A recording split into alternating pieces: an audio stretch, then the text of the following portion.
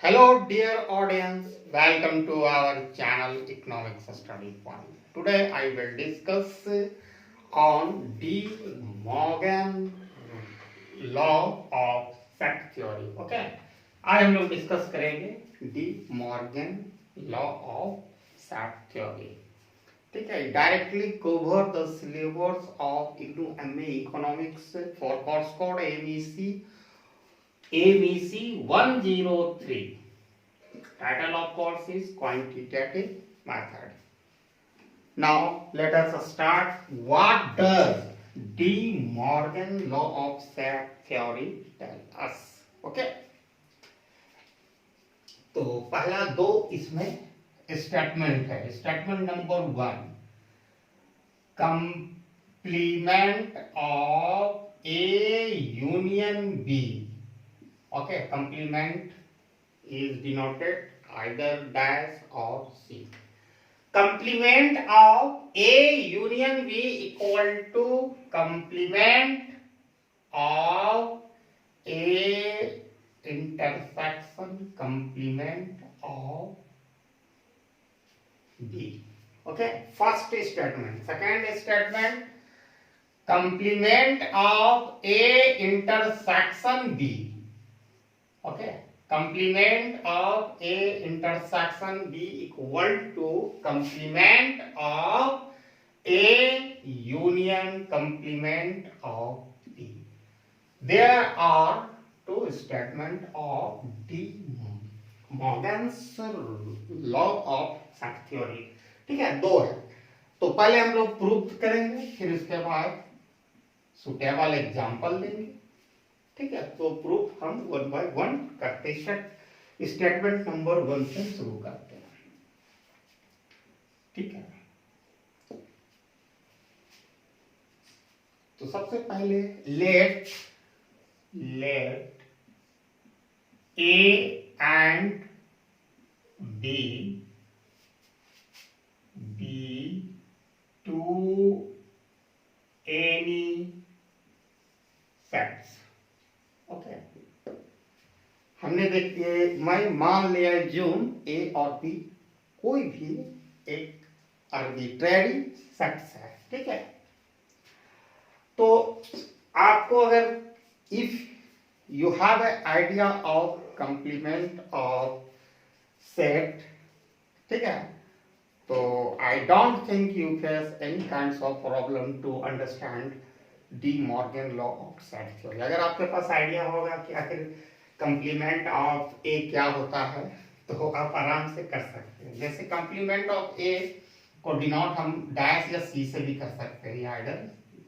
इसका मतलब होता है x and x be an arbitrary element of a set A. ठीक है, तो x is such that X belong to you, but and X does not belong to A.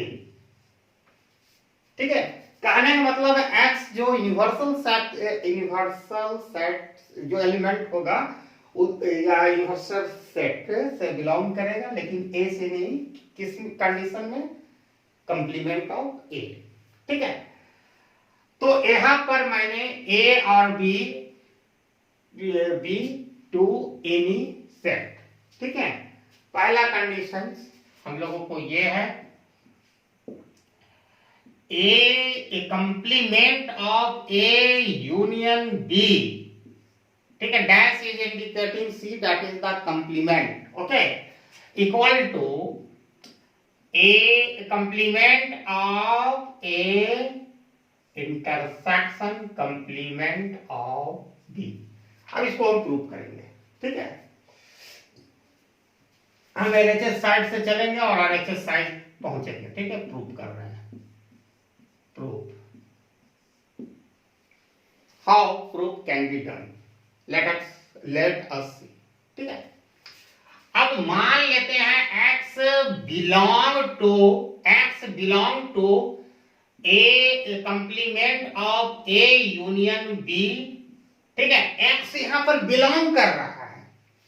ठीक है, तो complement of A union B, हम side में आपको समझा रहे हैं। Complement of A union B, आप यहां ध्यान से देखिएगा, इसका मतलब हो रहा है complement of A union B, that is x is such that x belong to you and x doesn't belong to a union b।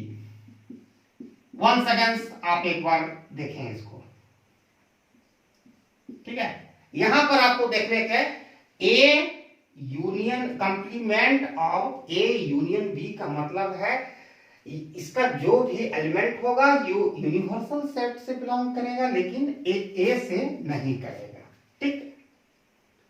इसका मतलब है, तो अगर हम इसको इस तरह भी लिख सकते हैं, x when x does not belong to a union b। अब यहां ध्यान से देखना है, जब ये कंप्लीमेंट, जैसे ये जैसे आपको यहाँ पर complement of A union B, इसका मतलब है x बिलोंग कर रहा है u से, लेकिन x इससे नहीं करेगा। लेकिन आप अपोजिट इसको सोचिए, अगर ये हम यहाँ पर कंप्लीमेंट हटा देंगे तो इसका मतलब डायरेक्ट हम ए यूनियन बी में चले जाएंगे, ठीक है। तो ये ए यूनियन बी, ठीक है, ए यूनियन बी x से बिलोंग तो नहीं करेगा जब कंप्लीमेंट से आ रहे। जैसे ये मान लीजिए x बिलोंग कर रहा है A, complement of A union B, first thing, अगर हम इसमें कंप्लीमेंट हटा देंगे तो x तो नहीं बिलोंग करेगा ए यूनियन बी से, क्योंकि हम कंप्लीमेंट में वो हम एलिमेंट लेते हैं, ठीक है, जो यूनिवर्सल सेट में प्रेजेंट होता है, और वो एलिमेंट को हम डिलीट कर देते हैं यूनिवर्सल सेट से जो ए यूनियन बी में होता है, ये तो बिलोंग नहीं कर रहा। अब नेक्स्ट स्टेप, अब इसको इस तरह भी लिख सकते हैं, x does not belong to A. और यहां पर देखिए, जब हम लोगों ने पहले देखा था डिस्ट्रीब्यूटिव लॉ में कि अगर x belong to A union B, ये सिचुएशन था, हम लोगों ने ये लिखा था x बिलोंग टू ए और कर देते थे, ठीक है, x बिलोंग टू बी, यही चीज हम लोगों ने सीखा था उसमें। लेकिन यहां जस्ट उल्टा होगा, क्योंकि केस भी उल्टा है, does not belong to A, x is belong to A है। तो इसमें जहां यूनियन है तो उसमें हम लोग और का साइन देते थे, लेकिन उसका यूनियन का जस्ट उल्टा आप क्या कर सकते हो, इंटरैक्शन, जिसको हम एंड से डिनोट करते हैं, ठीक है। इसलिए उल्टा हो रहा है क्योंकि यहाँ उल्टा साइन मिल रहा है ना, डज नॉट बिलोंग टू, और उसमें था केस में क्या, प्रीवियस केस में when I discuss distributive law of set theory, उसमें तो बिलोंग कर रहा था ना, ठीक है। अब इसको इस तरह लिख सकते हैं, x does not belong to b। अब यहां तक तो कोई दिक्कत नहीं। अब आप एक चीज यहां देख सकते हो, अगर x बिलोंग करेगा, x belong to a, complement of A, complement of A मतलब यहां पर कह रहा है कि x is such that x belong to U but x doesn't belong to A, इसलिए इससे बिलोंग करेगा, ठीक है। और एंड को हम लोग क्या करते थे, इंटरैक्शन का एक लाइन और हम स्टेप जानते हैं, same x belong to complement of B, ठीक है, कंप्लीमेंट ऑफ बी। देखिए यहां पर कंप्लीमेंट ऑफ ए, अपन ए यूनियन बी किए थे, तो जो वो किससे क्या करता, बिलोंग कर रहा था, ठीक है। जब बिलोंग नहीं कर रहा था तो सीधे कंप्लीमेंट हटकर ए यूनियन बी हो गया। उसी तरह जब ये x बिलोंग नहीं करेगा ए से, तो दैट इज किससे बिलोंग करेगा, ए कंप्लीमेंट ऑफ ए से। लाइकवाइज बी में भी वही प्रोसीजर। अब एंड को हम लोग जानते हैं, क्या लिखते हैं, x intersection, x belong to A dash, okay, intersection direct भी लिख सकते हैं B dash, that is complement, x belong to complement of A intersection complement of B. यहां तक आपने यहां माना क्या, थोड़ा सा ध्यान देने की इंप्लाई। आप एलएचएस को जब आप शुरू कर रहे थे, x belong to A complement of A union B, यही चीज तो हम यहां से ले चले, ठीक है। और यहां पर हम क्या पा रहे हैं, x belong to A complement of A intersection complement of B. अब ये x बिलोंग टू कैंसिल हो सकता है, इसका डायरेक्ट हमारा रिजल्ट प्राप्त हो गया, a union b complement of a union b equal to complement of a intersection complement of b। This is the result, ठीक है, which is the equal to RHS। देख सकते हैं। तो एक हम लोगों ने प्रूव किया, एक statement, first statement. Now it is a time to have a proof of second statement of De Morgan law of set theory. Okay. So we need to apply similar procedure to get second result of second statement of De Morgan rules of set theory. Okay. और उसके बाद later on I will have examples. ठीक है।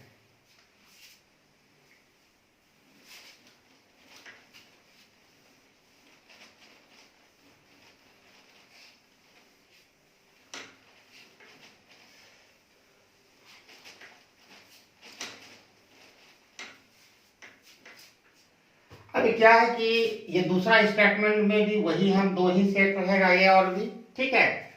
और इसका क्या है कि complement of A intersection B equal to complement of A union complement of B, यही तो है। अब इसको हम प्रूफ करेंगे, तो हम लोग सपोज करते हैं, ज्यूम करते हैं, zooming x belonging to complement of a intersection b, ठीक है, हमने एज्यूम किया। उसी तरह x does not belong to a intersection b, okay, x does not belong to a intersection b। कहने का मतलब है जब x बिलोंग कर रहा है complement of A intersection b, तो x डज नॉट बिलोंग करेगा ए इंटरसेक्शन बी से। अब इसको it can be written, x does not belong to A, ठीक है। जब ये डज नॉट बिलोंग है, यहाँ पर इंटरसेक्शन आ रहा है, तो इंटरसेक्शन को हम एंड लिखते थे, लेकिन यहाँ जस्ट अपोजिट होगा, क्योंकि बिलोंग रहता तो डायरेक्ट हम एंड लिखते, लेकिन इसका जस्ट अपोजिट हमको लेना, does not belong to, that is और लिखेंगे, x does not belong to B। अब ऑब्वियसली है कि x must be belong, complete x must be belonging to complement of A, and similarly x is belonging complement of B, ठीक है। x belong a complement of a union, और को union लिखते हैं, complement of B. ये result आ गया। अब यहां पर शुरू में हम लोग एज्यूम क्या कर रहे थे, x belonging to complement of A intersection B equal to x belonging to complement of A union complement of B, x belong to cancel, final result is a complement of A intersection B equal to complement of A union complement of B। This is the result of the second statement of De Morgan law of set theory। देख सकते हो, you can see। अब हम example लेंगे भाई, दोनों को proof करेंगे। अब तक के अगर किन्हीं को नहीं समझ में आया होगा तो एग्जाम्पल से बहुत ही क्लियर हो जाएगा।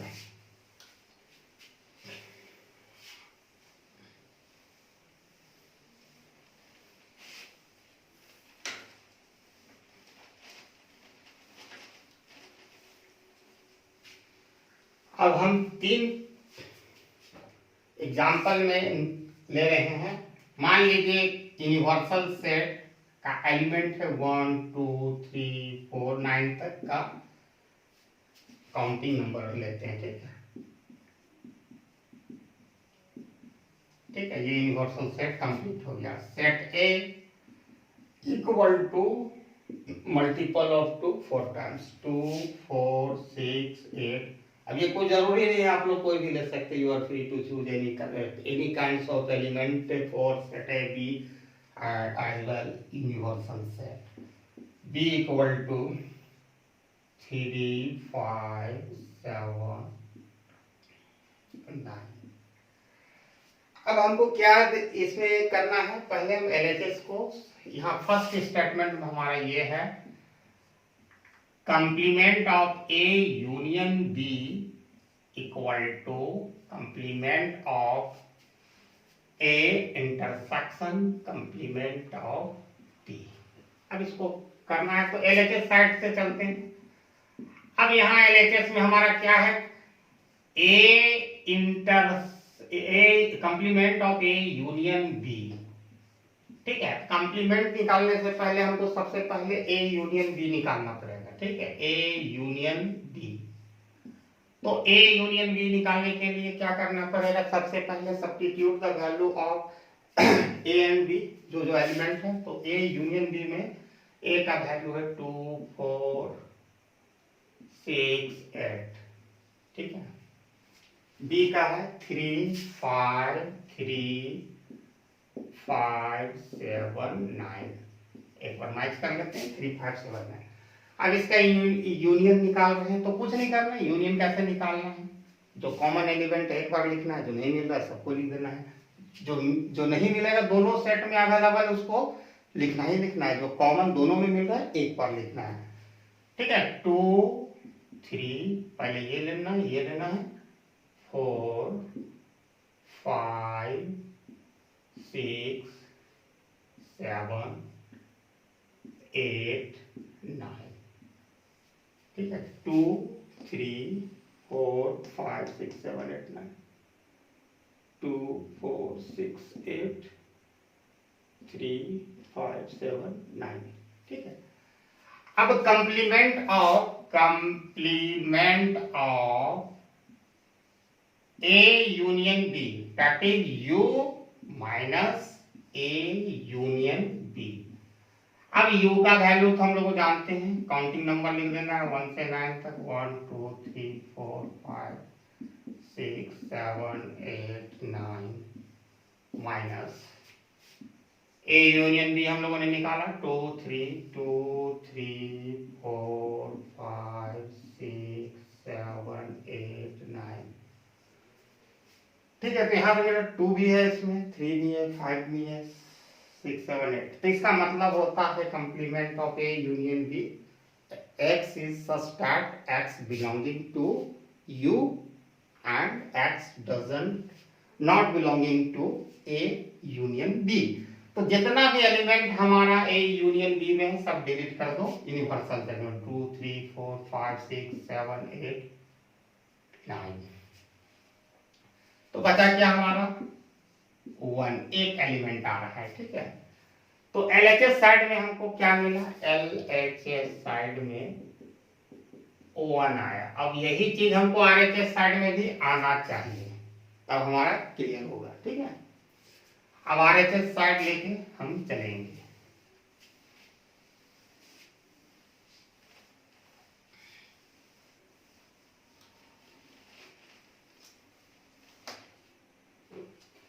RHS साइड में हमारा क्या है, RHS side equal to complement of A intersection complement of B।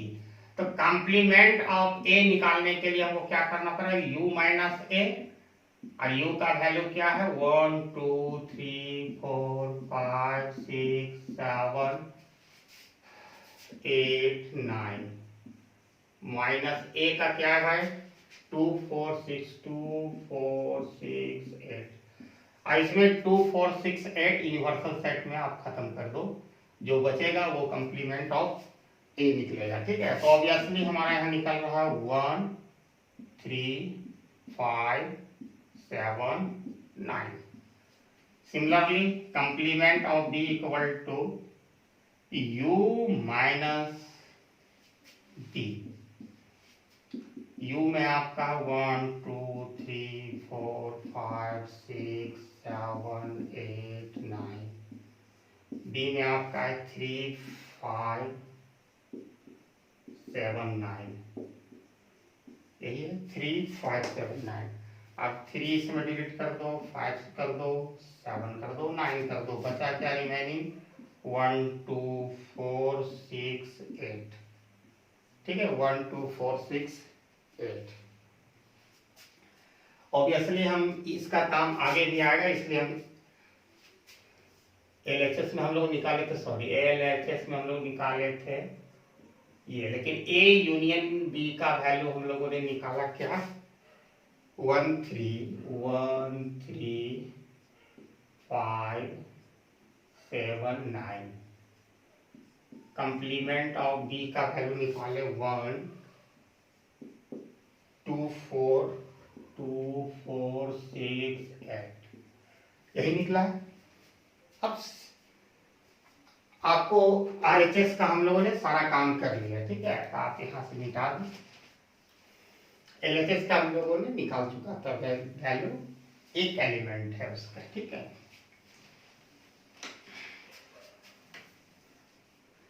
बहुत ही आसानी से आप निकाल सकते हैं इसको। कंप्लीमेंट ऑफ ए का वैल्यू आया 1 3 5 7 9। इंटरसेक्शन बी का आया 1 2 4 6 8। अब ऑब्वियसली कॉमन क्या है इसमें 1 है, 3 तो नहीं मिलेगा, 4 5 भी नहीं, उसमें 7 भी नहीं, 9 भी नहीं है, तो 1 है। तो 1 जो एलिमेंट आया वही चीज तो एलएचएस साइड में हमारा आया था, तो hence LHS equal to RHS. Proof हो गया, एलएचएस इक्वल टू आरएचएस। ठीक है, अब दूसरा स्टेटमेंट को भी हम लोग प्रूव करेंगे।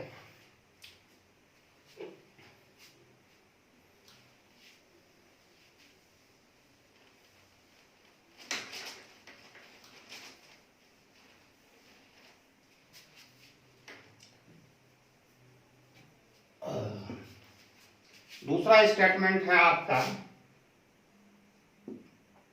Complement of A intersection B equal to complement of A union complement of B. यही है दूसरा स्टेटमेंट।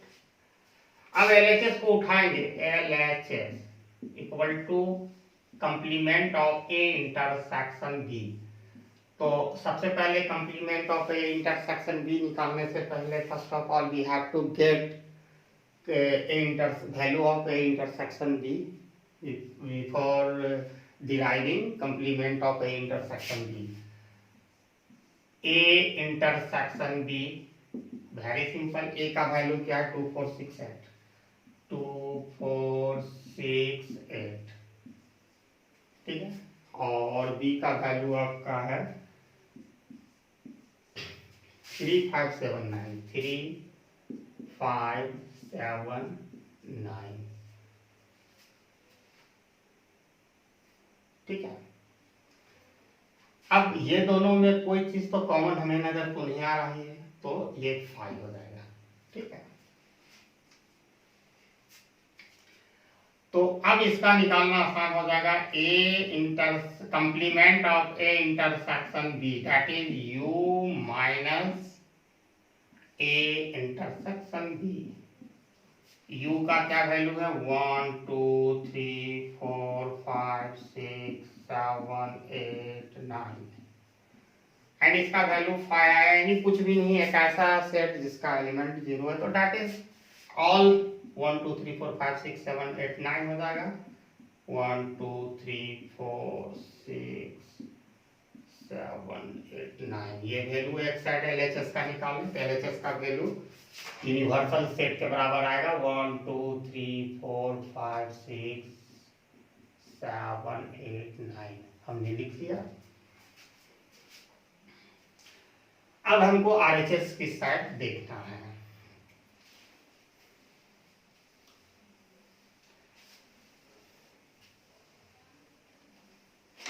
RHS साइड को मैं ऑलरेडी कंप्लीमेंट ऑफ ए निकाल के रखा हूं, कंप्लीमेंट ऑफ बी का वैल्यू।